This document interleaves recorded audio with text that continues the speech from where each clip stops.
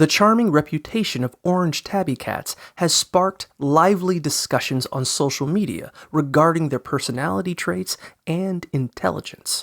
Many people perceive orange cats as friendlier, sillier, and more affectionate than other breeds, often attributing quirky behaviors and a chatty nature to them. While some joke that these cats share one brain cell, others argue against this stereotype, highlighting their intelligence and trainability. Despite popular memes and anecdotal evidence suggesting that orange cats engage in riskier behaviors, research indicates that a cat's personality is more closely linked to its breed than its color, with individual differences playing a significant role. Moreover, while most orange tabbies are male and may appear less aggressive than females of other colors, genetics and socialization are more impactful on behavior. They require similar care as other cats, including proper nutrition and regular veterinary checkups.